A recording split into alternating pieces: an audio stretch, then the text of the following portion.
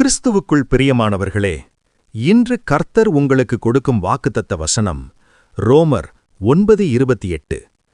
கர்த்தர் காரியத்தை நிறைவேற்றி முடிப்பார். இது ஒரு மிகுந்த ஆறுதலான வசனம். கர்த்தர் தம்முடைய காரியத்தை பூமியின் மேல் விரைவாகவும் முழுமையாகவும் நிறைவேற்றுவார் என்று சொல்லுகிறது. அன்பானவர்களே, நம்ம வாழ்க்கையில் பல விஷயங்கள் பாதியில் நின்று போயிருக்கலாம்.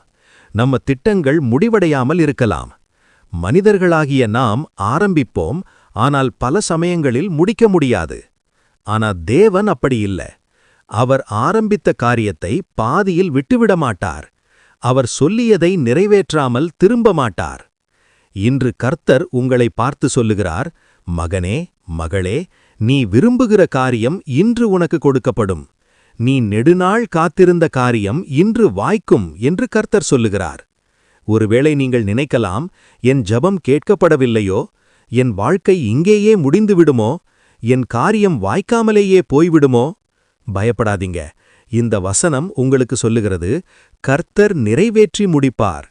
அவர் தாமதிக்கலாம், ஆனா தவறமாட்டார். நீங்கள் இப்போது காத்திருக்கிற விஷயம் வேலை காரியமாக இருந்தாலும், திருமணம் காரியமாக இருந்தாலும், குழந்தை பாக்கியம் காரியமாக இருந்தாலும், ஊழிய பாதையாக இருந்தாலும், உங்கள் ஆரோக்கியம் எதுவாக இருந்தாலும், அது தேவனுடைய சித்தத்தில் இருந்தால் அவர் அதை முழுமையாக முடித்துத் தருவார். அதற்கு நாம் செய்ய வேண்டியது என்ன? நம்முடைய காரியங்களை கர்த்தரிடத்தில் ஒப்புக்கொடுத்து ஜெபிக்க வேண்டும்.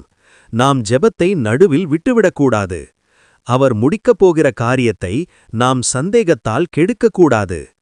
கர்த்தர் ஆரம்பித்திருக்கிறார் என்றால் அவர் நிறைவேற்றி முடிப்பார். தானியேலின் காரியம் ஜெயமாயிருந்தது போல உங்கள் காரியமும் ஜெயமாய் முடியும். உங்களை சாட்சியாய் நிறுத்துவார். ஆமேன். இந்த வீடியோ உங்களுக்கு பிடித்திருந்தால் லைக், ஷேர், சப்ஸ்கிரைப் பண்ணுங்க.